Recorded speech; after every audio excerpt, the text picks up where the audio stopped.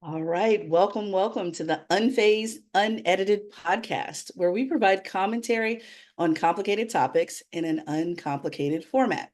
I'm Dr. Shaunna Payne Gold, and I go by she, her, hers pronouns. And I am here with Dr. Lisa. We are on episode 171, and we are Yep, in the thick yep. of December, all the things December. Let's put it that way.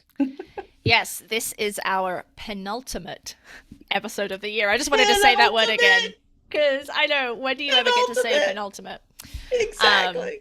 yes, so hey everyone, hope your Decembers are going well. My pronouns are she, hers, and I am excited to be here and shepherd everyone into the end of 2024. Exactly. And Lisa, I feel like we were just like, you remember we were just in Puerto Rico in January of this Mm-hmm, year. And mm-hmm. I feel like that was yesterday, Yeah, doing some entrepreneurial type thinking. And now we're here wrapping it up. It right. just, oh, it went by fast. So It really anyhow, did. so we are wrapping up 2024. Uh, let's get into our word of the week because let me tell you, this concept, it happens year round, does it not, Lisa? Year Sure round. does. Sure does. So I have become more and more adept at noticing when this is happening to other people. I don't pay as much attention when it's happening to me, which I think is really fascinating. So, the word of the week is mansplaining, mansplaining. And I'm sure that our listeners, if you are interested in the topics that we usually talk about here, mansplaining is probably somewhere in the mix. You've at least heard of it, but maybe you haven't gotten a definition. Mansplaining is a combination of the word man and explaining, but it's used to describe this concept of when a man explains something to someone who already understands it in a way that's condescending, patronizing, and I would suggest, Lisa, it's not only condescending or patronizing to the person that's receiving the message, it's, in my opinion, more harmful, condescending, and patronizing to the person that they are trying to reframe, rephrase, uh, re-speak over as if they did not already speak clearly. And so it's just spreading around the condescending, patronizing, patriarchal way of communicating as if a person could not receive it and the person did not give it. I'm like, what is going on here? And so I see it often when men jump into a conversation and I have to gently correct, depending on how it goes, gently correct and say, yeah, Dr. Lisa was extremely clear on how she explained that to us. My face is looking at him like, what the fuck? If you don't sit down, she said what she said. Everybody in the room understood it. You are useless right now. Go sit down. Like, what in your ego made you think you needed to re explain something that was clear? And by nonverbal communications from others, folks got it. Like, oh my God, it's just an effort of being relevant for some reason. I don't know, Lisa, but um, tell me you've experienced this or Mm-hmm. witnessed this. Tell me.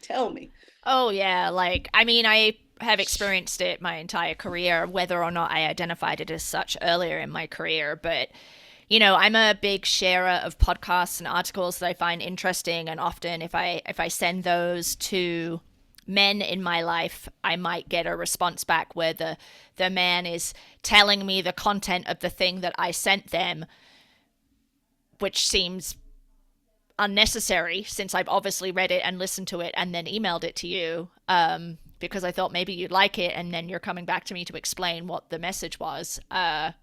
That's something I've noticed happens quite a lot in recently as I have become more of a sharer of information. And so, yep, still alive and well, mansplaining. Oh my God. I mean, what do they think they're doing? Giving you the executive summary or do they think you're sending it because you don't understand it and you need Yeah, I help? don't know. I What? don't know. Get out of here. Yeah. Let me tell you something. Mm-hmm.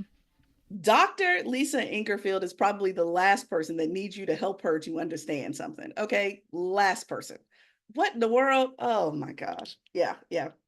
I've seen it. I've had to interrupt it in meetings. Um, I've attempted to help people to understand what it is so they don't continue to do it because yeah, there are some men that don't even realize they're doing it. And like I always say, with bad behavior, 50% is what you do, and the other 50% is the people that have allowed it. There are people around them that have not interrupted it. And so they've Right, just right. developed this repertoire Mm-hmm. of Mm-hmm. constantly, you know, repeating shit that doesn't need to be repeated. I'm like, oh, you are so irrelevant. Go sit down, please. So, anyway, all right. Lisa, tell us about phase one. It looks like we've got a recent report that's dropped right before the holidays Yes. here. Yes, so it's not a super uplifting report, but I wanted to talk about it. So, um, right before Thanksgiving, the UN, which was a partnership between two UN agencies, so UN Women and then the UN, what is the other one? Office on Drugs and Crime. They have, for the third year in a row, released a report on the prevalence of femicide globally. So, femicide is the murder of women and girls. And the numbers that they came out with for 2023 was 85,000 women have been murdered, mostly by family members, intimate partners, and other people who are known to them. And part of so 85,000 when you think globally might not feel like that much, but it's a massive underreport because there's a significant number of countries that don't even track this statistic. And those that do track it might not track it well, right? So that's just really probably the baseline. And so of that 85,000, 51,000 were killed by a husband, partner, or family member. And some of you may recall, I think we talked about it on this podcast, but in September, there was an Olympic marathon runner, Rebecca Cheptegei, who was set alight by an ex-boyfriend, and she died from those injuries, right? So that would be considered femicide. So it's when women and girls are targeted specifically because of their gender, and that results in death.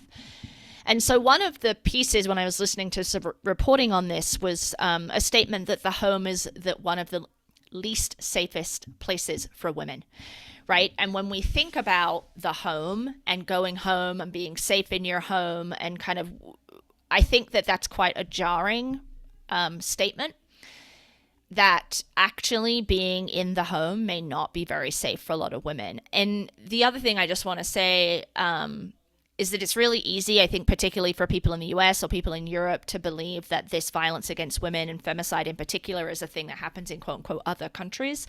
But it's actually not, right? It happens in the United Kingdom, in France, in Germany, in the US, in Canada. And I pulled up some numbers here for the USA specifically, and so Bureau of Justice Statistics, which is a legitimate government source of information, in 2021, 34% of female murder victims were killed by an intimate partner. Median age being about 38 years old. Most often, the incidents occurred at the victim's home, involved a male suspect, and used a firearm. And black women in particular are disproportionately impacted by femicide, by intimate partner homicide, is what we might call it here. So the numbers are staggering. This report has come out, and it just continually demonstrates to me how little value women and girls have in our social, cultural, economic, and political environments, and how little people are willing to do to prevent this from happening and holding people accountable, mostly men who commit these crimes. And in this particular cultural moment where we have a known sex offender who has just been reelected to the White House, and several of his cabinet picks or close advisors also have sexual misconduct or sexual assault in their background. We have Pete Hegseth, who's been nominated for the Secretary of Defense, who was accused of sexual violence a few years back. He wasn't charged, but I do want to make the point here that just because you are not charged does not mean you did not commit the crime, right? That is not the same as being shown to be innocent. And he is just a total misogynist, right? He doesn't want women in combat roles. J.D. Vance, the vice president, he doesn't think that women should have significant roles outside the home, like their primary role is to be the mother of children. He thinks that women should stay in domestically abusive relationships because it's better to stay married, right? So this whole gender hierarchy, I mean, talk about mansplaining, right? We're talking about the manosphere that's growing up here. This whole notion or belief or fear that men are losing their place at the top of this hierarchy is one of the drivers of violence against women and girls, right? It's not the only driver, but that's there. And so it just makes me really sad, Shaunna. Like, it just, when I listened to this a few weeks ago on the radio, my heart just sank, because not only are these murders still happening globally, we in the United States are knowingly electing men to positions of power who have very little regard for women, their value, their ability to be successful in a variety of professions that have historically been dominated by men, and this push to quote unquote make America great again, which pushes women back into a domestic role where their value is nothing more than being a baby machine, right? And looking after kiddos. So, wondering what your thoughts are on this. Mm-hmm. You know, Mm-hmm. Well, a few things come to mind, and I appreciate where you're coming from with, you know, folks that think, oh, that doesn't happen here in the United States. We know otherwise.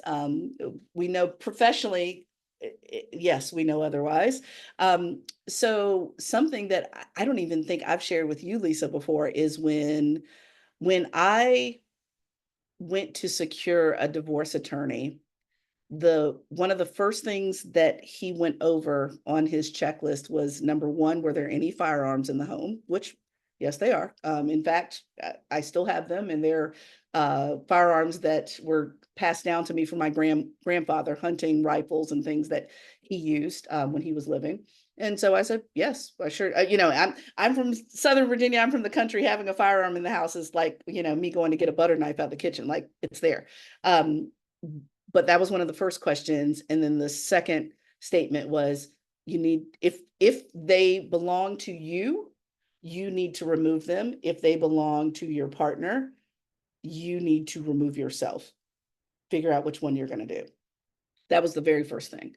Now, fortunately, my situation has been very amicable, but I know that is not the case for most women. But just knowing that the protocol for an attorney to go there is quite telling, right?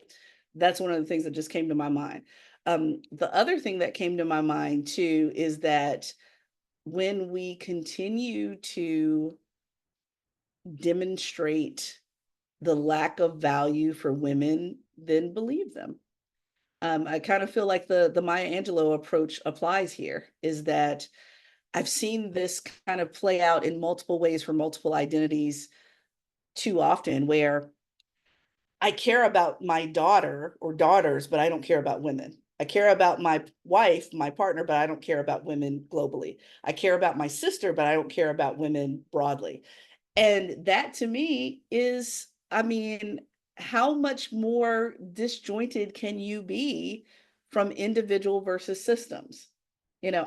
I care about anything happening to my sister Lisa, but I don't care about anything happening to any other woman in the world, when systemically that still affects my sister Lisa, right? And so I'm just not okay with people thinking that, even some compassionate thinkers, that, yeah, I care about those closer to me, but I don't care about the systems more broadly. Well, hello, part and parcel, honey. You can't have one without the other. And so that's what disturbs me, is when we're thinking that people like Pete, like JD, like 45 are so far away from our lived experience when they're extremely close. And that seems to be the problem for a lot of folks, is they don't see the connection. They don't think it's like this denial that we are that bad. We are exactly who we are. Going back to what we've talked about before, Lisa, with some of the political campaigns, that, this is not who we are as the United States. No, this is exactly who we are. We have people that are perpetrators. We have people that are rapists. We have people that have no problem with domestic violence. We have people that don't see the value of a woman on a micro level or a macro level. That is who we are in this country. Mm-hmm. And I'm not Yeah. saying accept it. I'm not saying accept it. I'm not saying uh overlook it. But what I am saying is that we are not exempt from this level of, when, Lisa, when they put side on the inside, on the end of it, femicide, homicide, anytime they put side on it, that means a whole lot of people are no longer with us for a specific reason as a target. We can't continue to Yeah. act like we don't Mm-hmm. target people in this country broadly. We do. Right. Every single Right. day, we target people broadly. And it seems to be okay for lots of folks until Mm-hmm. it knocks on their door. And then all of a sudden it's a problem. Well, it's been a problem. It's been a problem. Now, with Yeah. that particular quote that you brought up with the report, finding that most of these individuals, most of these women are killed by a husband, partner, or family member. We haven't even gotten to the intersections of identity, especially for our trans siblings that we care about deeply. We haven't even gotten there yet. And one of the things that this reminds me of was during the pandemic, Lisa, which you will immediately understand. I was still in higher ed during the pandemic, and we were sitting around big conference room tables trying to figure out what we would do in regards to how to close down the university. And fortunately, we had a wonderful woman serving as provost that said, we can't just send everybody home. It's not that simple. For some of these folks, on campus is the safest place they can be. That's because she knew the elements of this type of report. I know this report recently came out, but she knew the element of what homes can bring for women, particularly for young women that are still trying to find their power and their voice. And that was one of the things that was specifically mentioned was, how does domestic violence show up in ways that we can protect students, even as we're trying to protect them from an entire pandemic? I remember that conversation like it was yesterday. Um, so if we continue to have people that don't get it in that way, people may think, oh, just send people home, just send people here, just do this. Again, not that simple. It's never that simple. Never. No, it isn't. And we continue to perpetuate these systems or behaviors or attitudes that Mm-hmm. create the permission structure for this behavior to happen, right? And so Yes. it is Yes. it's a continuum. So if I dehumanize women, or I believe that women are less than, less intelligent, that they really are only valuable when it comes to motherhood and being a Mm-hmm. wife, right? Not only is that kind of relentlessly heterosexist, it is Mm-hmm. also creating the condition of that hierarchy where my life has less value than a man's, right? And so Mm-hmm. then it's not as much of a big deal if a man touches me inappropriately, or it moves Mm-hmm. down that continuum where you end up with these high numbers of women and girls who are murdered, and then you Mm-hmm. oftentimes will find that the behavior has been reported ahead of time, right? Like, so there's been prior abuse that's been reported, but the law enforcement officials globally Mm-hmm. and absolutely in the United States don't do anything about it. So Mm-hmm. advocates will say that these 85,000 plus femicides are all preventable, right? If Mm-hmm. if there wasn't shame around it, there wasn't stigma around it, if law enforcement Mm-hmm. or other kind of authority figures in the community did something about it, if we didn't have these Mm-hmm. cultural permission structures, like, these women Mm-hmm. and girls would all still be alive, right? Mm-hmm. So Mm-hmm. I Yeah, don't know. that's I right. just think it's important, everything that you said, to pay attention Mm-hmm. to as we round out this year, because I just feel like the Mm-hmm. treatment of women and the way women are talked about and access to opportunities. I mean, we've already seen it with Mm-hmm. Roe versus Wade being overturned, right? And the number of women who've lost their lives because they haven't been able to access safe and quick abortion care, right? So Yeah. women are Yeah. dying and it's not Yeah. important to people. Yeah. That's right. Well, I mean, we saw that immediately following the election, the very next day, these mantras of, you know, men, presumably, mantras saying, your body, my choice. The most disgusting phrase I heard within 24 hours of the election results coming through. So that tells you immediately who thinks they're in charge, right? So, Yeah. uh, all right. So All right. let's get into phase two. As if we're Mm-hmm. sliding down this slope of despair. Let's try to slide back.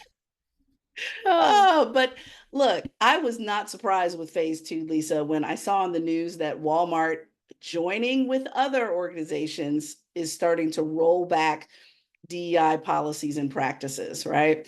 I was not surprised. I'm going to be watching very closely because you and I both have talked about one of their major competitors, Target, being very open and face front with their DEI initiatives, policies, practices. But yeah, Walmart as of November 25th, they're sweeping everything. They're sweeping a 5-year commitment for an equity racial center to be set up after the murder of George Floyd. They're pulling out of responding to a prominent gay rights index. And when it comes to race or gender, they're going to throw that out as well in regards to any type of minority supplier programs, which are really big uh, through the U.S. Small Business Association, SBA. So, you know what I can't again, I can't say that I'm surprised, but again, there is this rollback that you and I predicted, Lisa, right after George Floyd, that yeah, this is a lot of big talk. We hope that you're going to follow up with this big talk, but if you don't, we won't be surprised. And so, even with this situation with Walmart, they're reviewing grants to pride events to make sure that they're not financially supporting quote unquote sexualized content that may be unsuitable for kids, which to me is just mind blowing that sexual orientation has to be part and parcel with over sexualized. Like, what? Yeah, it just the logic makes no sense to me. And what I think is really interesting, and I wish this could be the case, I'm pretty certain that the demographics of those that are in certain areas of this country where, you know, like in my hometown, for example, Walmart is like the mall. Like the mall is a proper mall with multiple shops, stores, and so forth is at least 22 to 25 miles away. So if you're looking for something local, Walmart is your mall. When you're looking at rural areas, Walmart is your mall. And so I guarantee that those populations are overwhelmingly Black and Brown populations that patronize. If all of those folks could afford to pull their money out of Walmart, they would really see who their supporters are. And they can see how this is not going to be mutually beneficial because we talk about this all the time, Lisa. And we usually talk about it around this time of year. Are you going to let your money speak for you? What are you doing with those dollars? Are you allowing your money to walk away from you and your values, or are you letting your money speak for your values? I'm at the point now where, again, I sit in a place of privilege to be able to say that, yes, a lot of times Target prices, for example, are a bit more expensive than Walmart prices, and I sit in a point of privilege that I can afford either Target or Walmart. So I'm choosing Target because it aligns with my values. I also understand other folks that they can't afford Target. So Walmart is the closest thing that they can get to, or a dollar store, Dollar General discount type store. But for those of us who can choose without it completely upending their entire household and lifestyle, think about where that money is going, Lisa, because it's clear who they care about and who they don't care about, and who has courage and who doesn't. That's what I'll say. Courage is a big piece of this. Yeah. Yeah, courage. That's a great way to frame it. I think there was a lot of discussion prior to the election around this author who wrote a book. That's really specific, I realize, but it was a book on autocracy or authoritarianism, and one of the points or recommendations or things that we should think about is that don't consent in advance, because if you acquiesce or give in advance of someone with autocratic tendencies coming into a position of power, then they've already won, right? Because you are making a choice based on a predicted behavior. And so a lot of people leveled that critique against Jeff Bezos with his decision to not endorse Vice President Kamala Harris through the Washington Post. And I feel like these companies that are reducing or eliminating their DEI work in the aftermath of the election, or even perhaps in the run up to the election, that is consenting in advance, right? That is anticipating that they might be the target of either financial or social or cultural blowback. And so they're shutting those programs down. And one of the things that struck me most about this Walmart thing, Shaunna, was the way that they talked about moving away from DEI and shifting towards belonging, which I don't necessarily disagree with abstractly, right?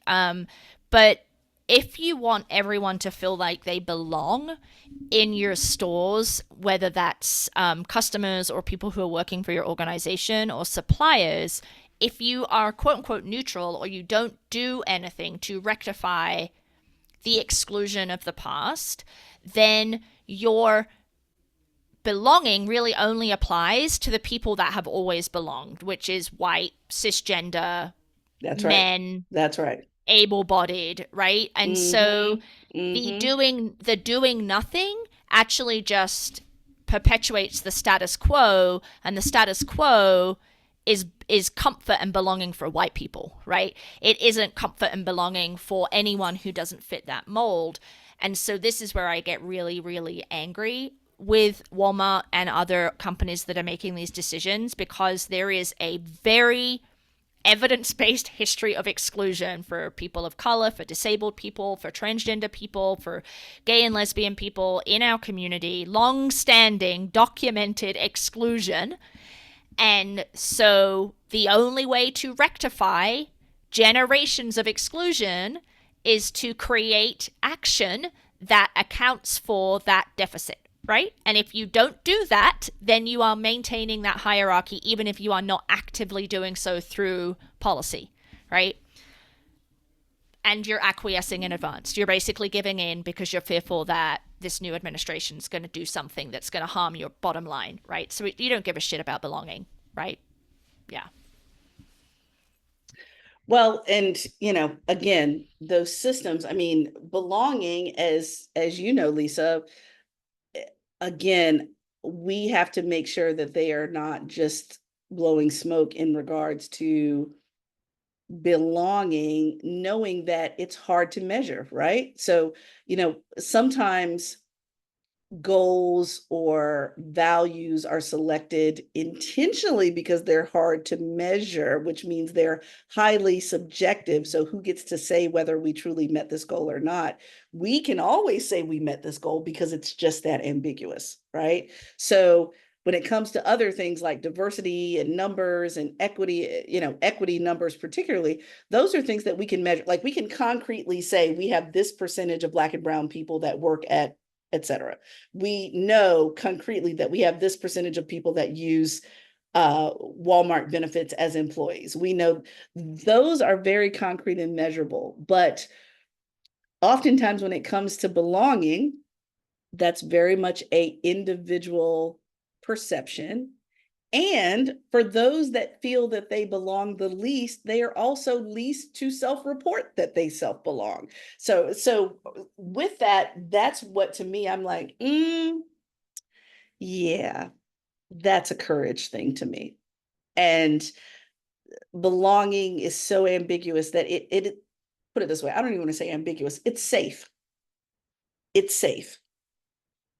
It's DEI and some of the social justice issues are less safe and will be less targeted, and Walmart knows that, which is why here we are, right? And I can't say that I'm surprised, but again, I wish those dollars could just up and walk away from the very populations that I know will not be served, because then we end up being the folks that are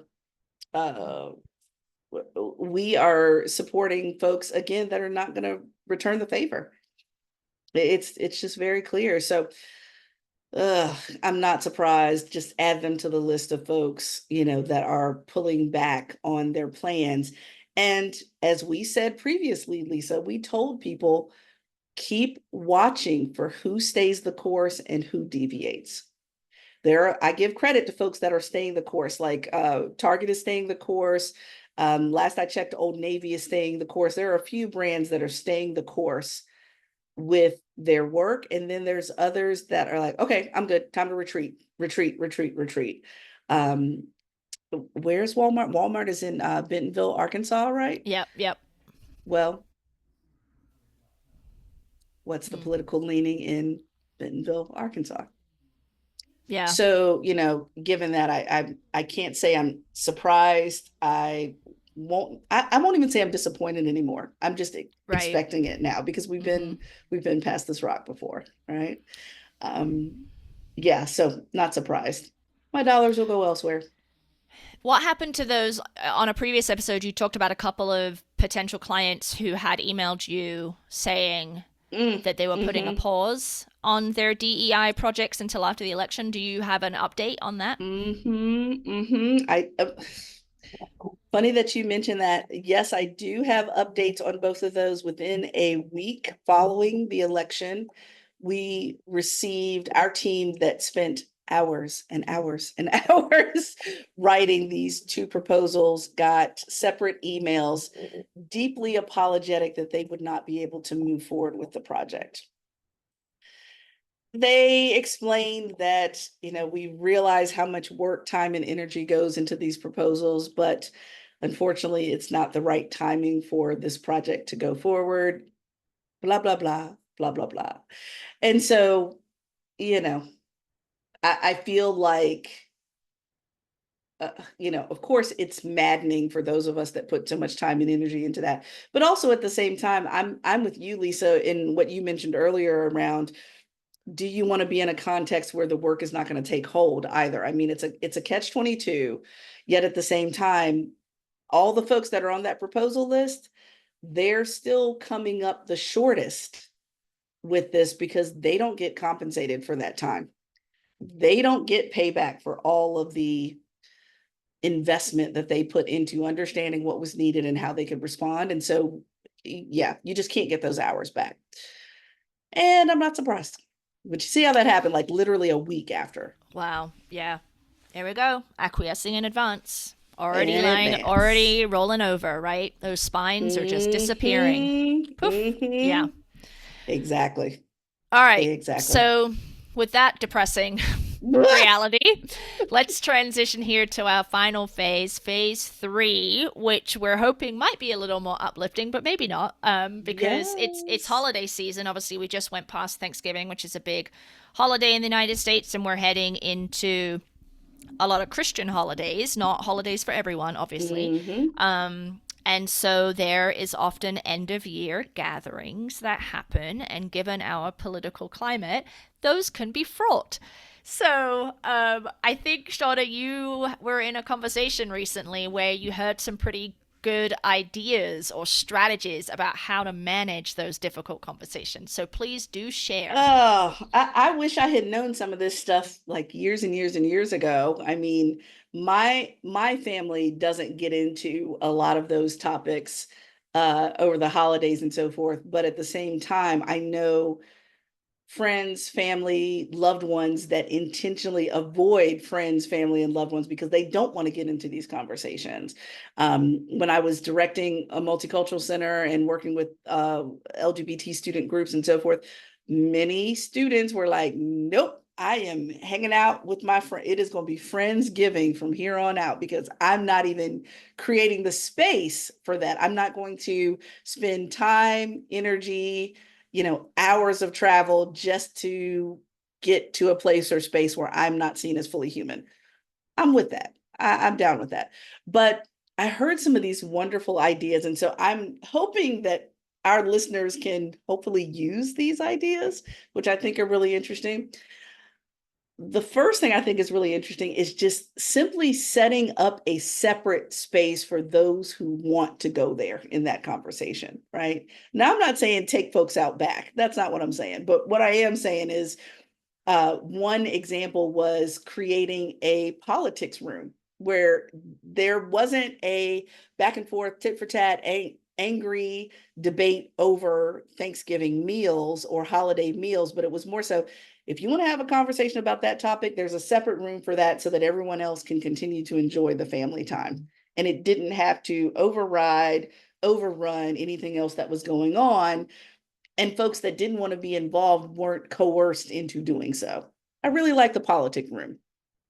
Another one, which I'll share some, I've heard this in fraternities, sororities, but I thought it was really interesting that this was actually a Native American individual that shared this pass the brick kind of method of conversation. And it doesn't have to be a brick, y'all. I mean, it could be just a pen, it could be any inanimate object that you're passing around the group.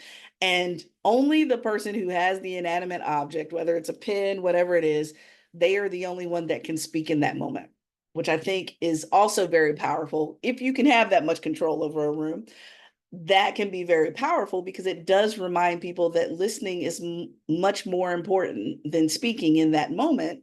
Usually it's a lot of speaking and no listening, very little listening. So I appreciate that approach.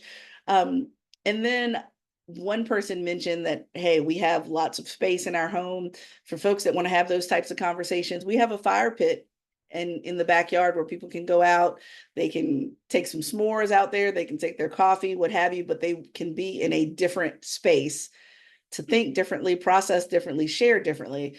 I felt that there was something empowering to that, where folks didn't necessarily feel like they needed to be cooped up, captured, in a space where they can't get out of it. I mean, for some folks, when they get into very heated conversations, they almost feel claustrophobic. Like, I'm here, but now I don't know how to get out of the conversation or the space. And so thinking about that type of space was really interesting. And so I'm just very clear after many, many years of facilitating and even just sitting back and letting folks verbally duke it out over particular topics.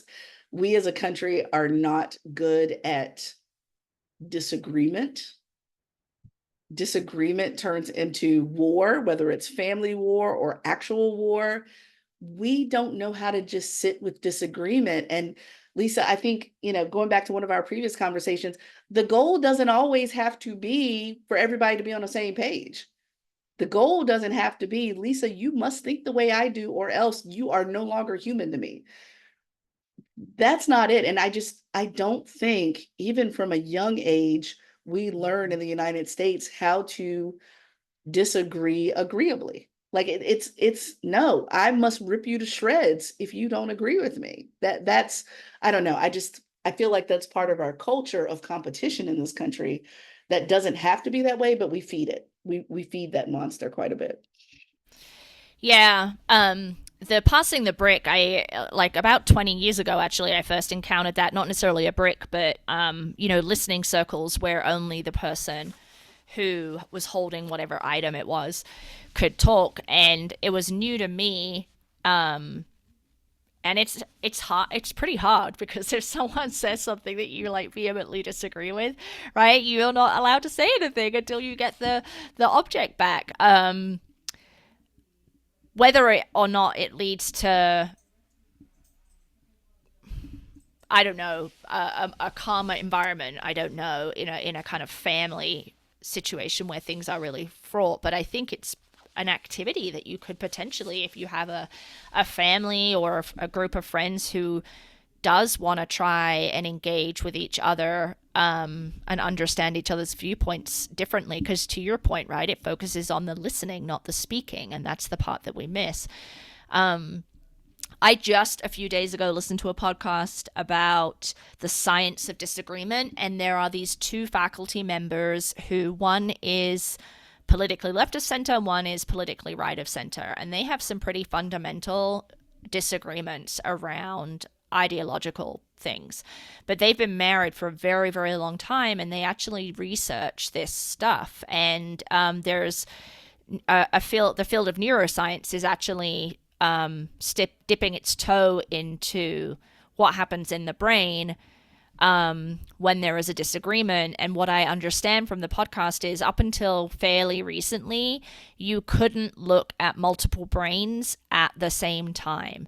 But the technology has evolved that now researchers are able to take larger groups of people, have them interact with each other, and watch what is happening on like 10, 15 different brains, right? And so one of the things that they were sharing was that in a disagreement, everyone's brain is lighting up in all these different places. It's like a thunderstorm in the brain, and it's very chaotic. And that the brain is working a lot harder than if you were in an agreeable conversation. So that feeling you get when you are disagreeing with someone, or you're feeling like there's conflict, and you might be like, oh, this just feels so tiring. Like, it's actually tiring. Like, it's physiologically tiring, because it's like your computer hard drive or your computer's memory, when it's like whirring and it's like really trying to do the things you're asking your computer to do, and then the fan comes on, right? And then maybe you get the little death spiral or whatever. That is what is happening vis-a-vis you're just tapping on your Word document and everything's peachy, right? And so it was really interesting to kind of understand the neuroscience of it. And so what you need to do to get to that place of learning is you need to interrupt that chaotic kind of brain activation, so that you're not expending so much energy. But to your point, Shaunna, that is not a skill that is taught, right? It's not something that's valued, right? To be able to kind of reach across difference to see the humanity. And I know we've talked about this before, but it just is so salient at this time of year when people really struggle with engaging with friends and family, particularly family members that they maybe haven't seen in a while, right? Yeah, I don't know. I don't have good answers for it, but I think that your tips there. The politics room feels very intimidating to me. As much as I like to talk about politics, I'm not sure I'd want to go in a room with only one exit to talk about that. Right. One way in and one way out. Exactly. Well, and I think a lot of people's families have at least, two or three avatars. They have the person that likes to be the contrarian, that likes to stir stuff up. They have the person that's grossly misunderstood and fighting verbally to be understood. You've got, folks, oftentimes maternal roles, that are like, I just want all the human beings that I love and care about to be in the same room for, a few hours, and so you have those different avatars that are all showing, or I don't even want to say show up, they're all negotiating whether to show up during the holidays for vastly different reasons. Because I've been there. There's sometimes where I am super excited to, spend that holiday with such and such, so and so. There's been other holidays where, like, I'm just I am Marshawn Lynch. I am here so I don't get fined. There are just, there are different reasons for showing up for the holidays. And so I think for those that choose to engage, I'm not necessarily always a fan of that, especially when things get to the level of abuse. I'm not always a fan of that. But if it's something that you feel like you choose to do, I think all of these suggestions are great. And I also have to remind people, remember what your goal is of the holidays. If your goal is simply to get home because your mom has the best mac and cheese on the planet, and you don't want to give a shit about what anybody thinks about the election, then go get your mac and cheese and then take your ass back home. But if you want to engage with folks, know what that means as far as the energy you're willing to put out there or not. Like, I'm imagining the people like me a couple of years where I needed a vacation after the vacation, Lisa. Like, I got home and I needed like 2 days to regroup before I could even go back to work, because it took a lot of energy to be in places and spaces where the thinking was not like my own. The, even the humor was not like my own. And so just maybe, Lisa, the best response or loose advice we can give people is just be intentional about that decision. If Thanksgiving, one of my most peaceful holidays was at home with some Boston Market watching Netflix. It was the greatest year ever because I did not have to deal with the bullshit. I did not have to set my brain on fire, even not even arguing, just listening to things that I didn't have the emotional capacity to listen to. So, whatever you do, I think we should just encourage people to be intentional about their options of what they want to do. Yeah, and don't do something out of obligation, right? If it's going to There cause you you harm. go. We've talked about that before, particularly with family, that the Oh, shit that yes. people put up with because they feel obligated that this person I am blood related to this person, therefore I must, and that's not healthy, right? So I Yeah, definitely think yeah. that's a piece of it. I And have a I have yeah. a friend of mine who used to tell me years ago that there was only this one favorite cousin that Mm, that they enjoyed going to the holiday. Like, there's, 30 other people, but they knew that this would be like the one mm-hmm. time of year that they could be able to see that one favorite cousin. That person showed up. They would go have their coffee in the morning together as the two favorite cousins, have their coffee, catch up on the year, what have you. And then they went their separate ways. Mm-hmm. And I'm thinking that is just so beautiful to me because it Right. doesn't require you to be in harm's way. Coffee is Mm-hmm. always great. And it was an intentional decision to meet each other midway rather than forcing each other Yeah. to be Yeah. re traumatized by whatever else was going on. I said, Mm-hmm. that's beautiful. So find your cousin that have a cup of coffee with, whatever it needs to look like, but it doesn't necessarily have to look like history or tradition. So, Yeah. yeah. Yeah. Great. What a great place to end. Oh, all right. Well, with that, let's wrap it up here. Please make sure that you share this episode of Unfazed Unedited. Remember to follow us on YouTube, Apple Podcasts, and Spotify. You can certainly see our visuals on Unfazed Pod at Instagram, LinkedIn, and also email us info@unfazedpodcast.com. We're getting close to the end of 2024, but trust and believe we've been cooking up things for 2025. So if there are things that you want to hear from us about, drop us an email. And of course, you can check us out at our website, unfazedpodcast.com, where you can access all the old and new shows. So if you like this week's podcast, please share, subscribe, leave a review. Lisa, I'm not sure they should be playing this over their holiday meal, but share it in this phase of your life. Yep. 100%.